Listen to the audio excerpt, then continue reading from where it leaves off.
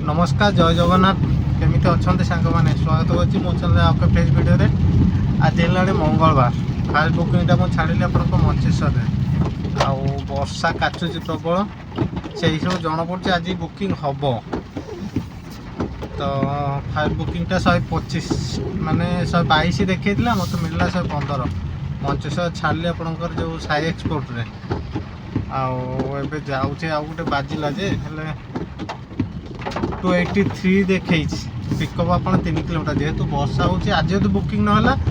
ताले गोटे जिनस भाभी नियंतु जे माने आउ बुकिंग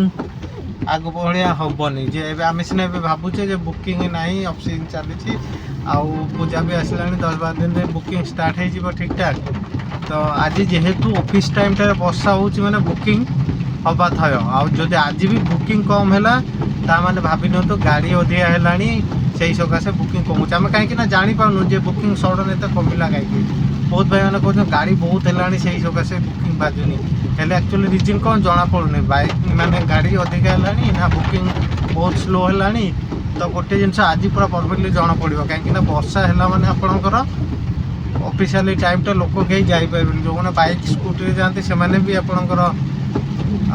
से कैब बुकिंग करेंगे ऑटो हो कि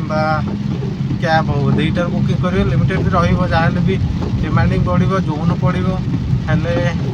आज जदि सेमती नहला ताले भाभी नियंतु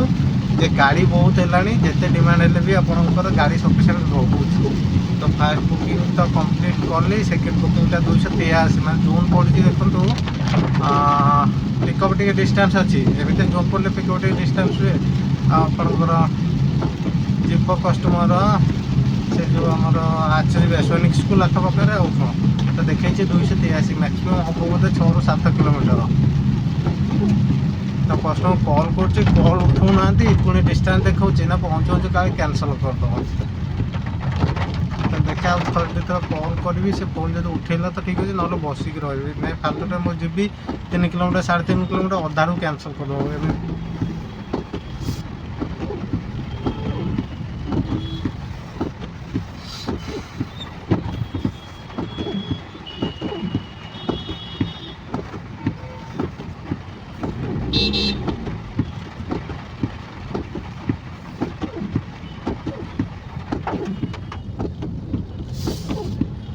माने एते विरक्त लगुच काली भी सेमती रात कटक गली कटक 4 किलोमीटर पिकअप मो कस्टमर साथ कथा कस्टमर कहले भाई आसत एमती भी राति बहुत होता माने राति 8:30 ऊपर है मुझे कहली या पूरा बाजो कि न बजे ठीक नहीं जहाँ बाजिला 4 किलोमीटर पिकअप हो पचे 4 तो न 4.6 हो पचे नहीं पिक करके पलैया मुझे जाकि आप 600 मीटर डिस्टेंस अच्छी से गोटे ऑटो वाला साथ कथबार्ता है ऑटो पलैसा। तो आज भी सेमता मुझे नसीब गला गाड़ी गड़ेनी कॉल कली आगे पचारि तापर जाकि गाड़ी गड़े कथा भाविली से कहला कैंसल कर कैंसल गला ए आउ गोटे बुकिंग बाजी 10 परिडा कलोनी रू जाऊँगी देखा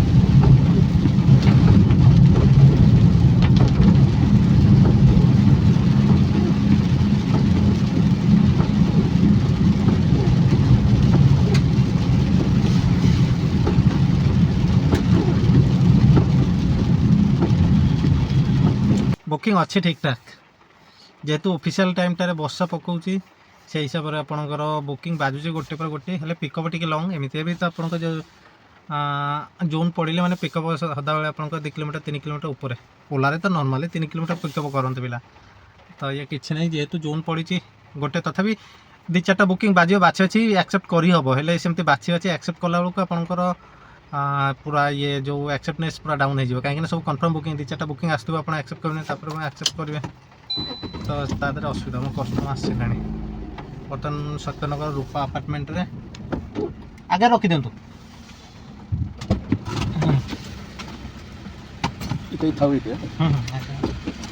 पचे बस जाऊे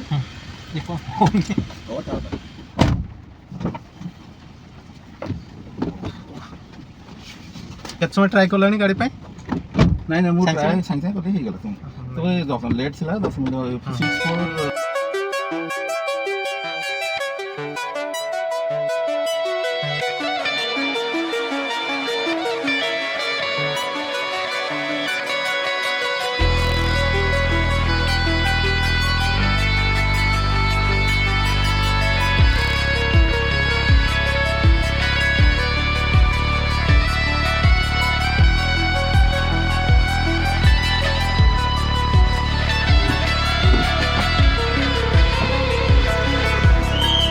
मत तुम बैठ दाओ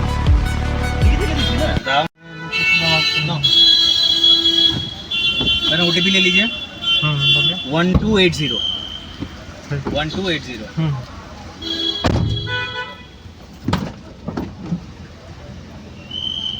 ওই চলে আসো।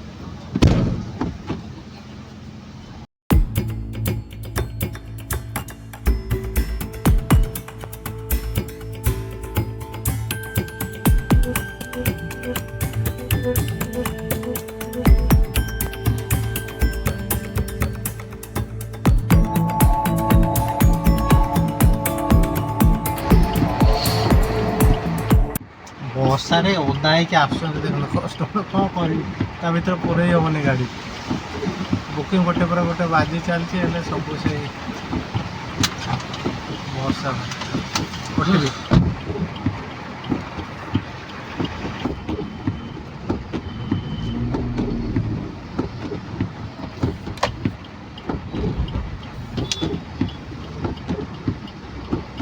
ସେ 9ଟାରୁ ବୁକିଂ ବାଜିବା ଷ୍ଟାର୍ଟ ହେଲା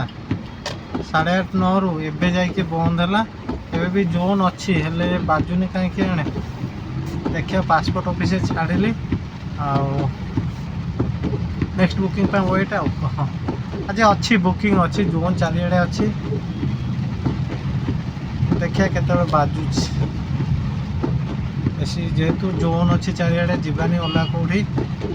ଆଗରେ ଗୋଟେ ୟୁଟର୍ନ ଦେଖିକି ବସିଯିବା এইটি বসবি যদি বাজিলা তো ডাণ পটে ইউটর্ন ডাণ পটে যদি কোউঠু বাজিলা ইউটর্ন নেই হব আউ সিধা যদি বাজিলা বাজিয়া ଆଉ କ'ଣ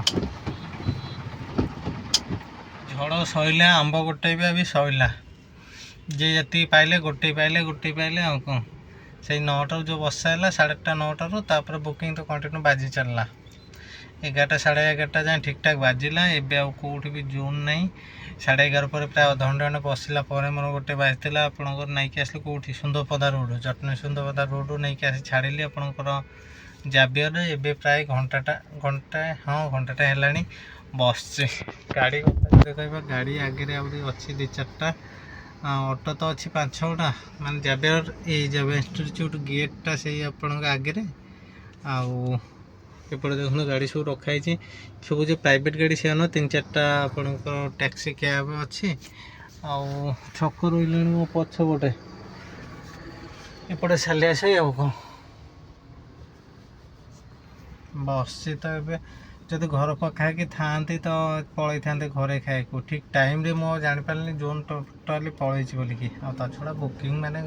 କେତେ ସୁନ୍ଦରପଦାରୁ ଆଣିଲି ଜଟଣୀ ସୁନ୍ଦରପଦା ରୋଡ଼ରୁ ଜାବିୟର ସେ 12 କିଲୋମିଟର ମୋତେ ମିଳିଲା 294 ଟଙ୍କା ଜୋନ୍ ଥିଲା ପଇସା ମିଳିଲା ସେ ଯାହା ବି ହଉ କେମିତି କ'ଣ ଘର ଆଡ଼ିକି ଗଲେ ଖାଇବା ଟାଇମ୍ ହେଲାଣି ଟାଇମ୍ ଆପଣଙ୍କ ଯଦି କହିବା ଦେଖନ୍ତୁ 1:05 ହେଲାଣି ଆହୁରି ତ 12 ମିନିଟ୍ କମ୍ ମାନେ 1:17 ହେଲାଣି କ'ଣ କରିବା ବହୁତ ଦିନ ହେଲାଣି ଘରେ ଖାଇନି ଡେଲି ଖରାବେଳେ ହୋଟେଲରେ ଖାଇକି ଏତେ ଭଲ ଲାଗୁନି ହୋଟେଲରେ ଖାଇବା ବାଧ୍ୟ ଖାଇବାକୁ ପଡ଼ୁଛି ଆଜି ବି ସେମ୍ ଆଜି ଭାବୁଥିଲି ଜୋନ୍ ଅଛି ଯେତେବେଳେ ବାଜିବ ସେଇ ଘର ଆଡ଼ିକି ପଳେଇବି ଠିକ୍ ଟାଇମ୍ରେ ଘର ଆଡ଼ିକି ନୁହଁ କ'ଣ କରିବା ଡ୍ରାଇଭିଂ ଲାଇନ୍ ଭାଇ ଏହା କରିବାକୁ ପଡ଼ୁଛି ବେପାର କଥା ଯଦି କହିବା ଟଙ୍କା 1500 ପାଖାପାଖି ହେଲାଣି ଦେଖିବା ଆଉ ଟଙ୍କା 1000 ଯଦି ହେଲା କେଉଁଟା ଏବେ ମାନେ ଏମିତି ଅଛନ୍ତି ବର୍ଷାରେ ଲଗ୍ଇନ୍ କରନ୍ତି ନାହିଁ ବର୍ଷା ଟାଇମ୍ରେ ଅଫଲାଇନ୍ ହେଇଯାଆନ୍ତି ତ ଯଦି ବର୍ଷାରେ ଅଫଲାଇନ୍ ହେବା ସକାଶେ ଯଦି ବୁକିଂ ବଢ଼ିଥିବ ଆଜି ଯେଉଁ ସକାଳେ ଯେଉଁ ବୁକିଂ ହେଲା ଜୋନ୍ ପଡ଼ିଥିଲା ବୁକିଂ କଣ୍ଟିନ୍ୟୁ ବାଜିଲା ଯଦି ବର୍ଷା ସକାଶେ ଯଦି ଅଫ୍ କରିଛନ୍ତି ସେଇ ସକାଶେ ଯଦି ଆପଣଙ୍କର ବୁକିଂ ବଢ଼ିଛି ତାହେଲେ ଭାବନ୍ତୁ ସଞ୍ଜବେଳକୁ ବୁକିଂ ଏମିତି ନର୍ମାଲ୍ ଥିବ ଯେମିତି ହୁଏ ରେଗୁଲାର ଆଉ ଯଦି ଧରନ୍ତୁ ବର୍ଷା ପାଇଁ ଗାଡ଼ି ନେଇକି ଯାଇପାରିଲେନି ମାନେ ଯେଉଁମାନେ ବି ଅଫିସିଆଲ ଲୋକ ଅଛନ୍ତି ଭଲ ମନ୍ଦ କାମରେ ସ୍କୁଟି ବାହାର କରିପାରିଲେନି ସେଇଥିପାଇଁ ବୁକିଂ କରିଥିବେ ତାହେଲେ ସଞ୍ଜବେଳକୁ ବି ବୁକିଂ ହେବ କାହିଁକିନା ସେମାନେ ତ ଅଫିସ୍ ପଳେଇଲେଣି ଏଥର କେମିତି ଫେରିବେ ରିଟର୍ନ କଲାବେଳକୁ ସେ ଓଲା ଉବେର କରୁଥିବ ଯେହେତୁ ବାଇକ୍ ସ୍କୁଟି ନେଇନାହାନ୍ତି ତ ଦେଖିବା କେତେବେଳେ କେମିତି କ'ଣ ବାଜୁଛି ଆଉ କ'ଣ ଗୋଟେରୁ ଆସିକି ଟାଇମ୍ 5ଟା ହେଲାଣି ଜମାରୁ ବୁକିଂ ଦେଖା ନାହିଁ ସକାଳେ ଯାଉ 11 ମାନେ 1 ସୁଦ୍ଧା ଟଙ୍କା 1400-1500 ଭଳିଆ ହେଇଯାଇଥିଲା ମୁଁ ଭାବିଲି ଆମ ଟଙ୍କା 1500 କେମିତି କ'ଣ କରିକି କରିଦେବା ଏ ତ ଜମାରୁ ଆଉ ବୁକିଂ ବାଜୁନି ମୁଁ ଥିଲି ଆପଣଙ୍କ ଜାବିୟର ଛକରୁ ଗଲି ସେ ଯେଉଁ ସ୍ୱସ୍ତି ପ୍ରିମିୟମ୍ ପାଖରେ ସେଇଠୁ ଗଲି ଜିଞ୍ଜର ପାଖରେ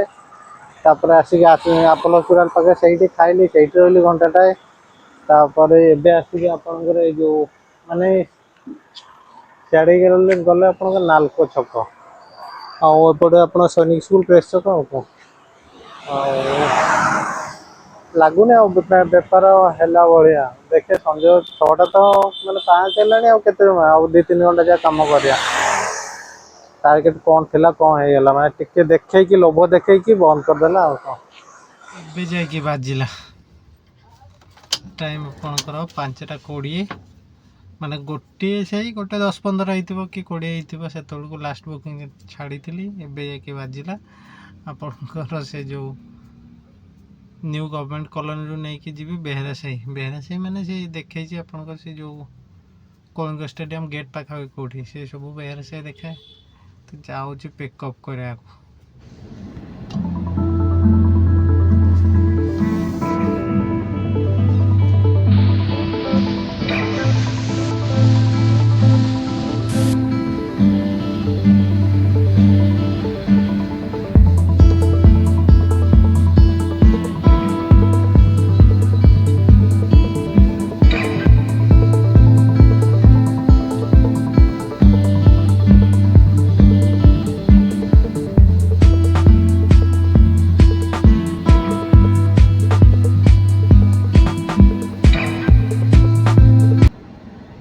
ଆଉ ଇଚ୍ଛା ହେଉନି ଆଜି ଆଉ କାମ କରିବାର, ମାନେ ସକାଳେ ଯେଉଁ ହିସାବରେ ବୁକିଂ ବାଜୁଥିଲା।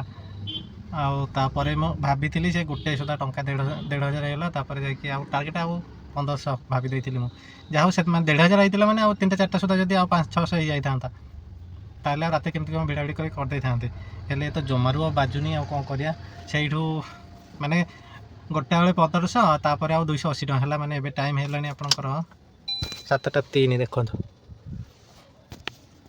ତ ସେ ତାପରେ ମାନେ 100 ଟଙ୍କିଆ ଗୋଟେ କେତେ 78, ଗୋଟେ 97 ନା କେତେ। ମୁଁ କହିଲି ଯାହା ବାଜୁଛି କରିଚାଲି। ଏମିତି ତ ବସୁଥିଲି କଣ୍ଟିନ୍ୟୁ, ବସିଲି ବିରକ୍ତି ଭାବ ହେଲା। କେତେ ଜାଗା ଚେଞ୍ଜ କଲେଣି, କେତେ କ'ଣ କଲେଣି, ଯାହା ବି ହଉ ଆଉ ଭଲ ଲାଗୁନି। ପଳେଇବି ଘରକୁ। ଆଉ ଟୋଟାଲ୍ ଅର୍ଣ୍ଣିଂ କଥା ଯଦି କହିବା 780 ଟଙ୍କା ନା କେତେ। ବାକି ଏୟାରପୋର୍ଟରେ 2ଟା ଡ୍ରପ୍ ଥିଲା, ସେ 40-80 ଟଙ୍କା। ତ ସେଇ ଟଙ୍କା 1,800 ଆଉ କ'ଣ, ମାନେ ଟାର୍ଗେଟ କେଉଁଠି ଥିଲା ଟଙ୍କା 3,000, ଆଉ କେଉଁଠି ଆସି ଟଙ୍କା 1,800 ରହିଗଲା। ଯାହା ବି ହଉ ଆଜିର ଭିଡ଼ିଓଟା ଏତିକି। ଆଶା କରୁଛି ଭିଡ଼ିଓଟା ଆପଣଙ୍କୁ ନିହାତି ଭଲ ଲାଗିଥିବ। ଆଉ ଯେଉଁମାନେ ବି ନୂଆ କରିକି ଦେଖୁଛନ୍ତି, ଦୟାକରି ଚ୍ୟାନେଲକୁ ସବସ୍କ୍ରାଇବ୍ କରିଦେବେ, ଲାଇକ୍ ସେୟାର କମେଣ୍ଟ କରିବାକୁ ଜମାରୁ ଭୁଲିବେନି। ଆଜି ପାଇଁ ରହିଲି, ନମସ୍କାର, ଜୟ ଜଗନ୍ନାଥ।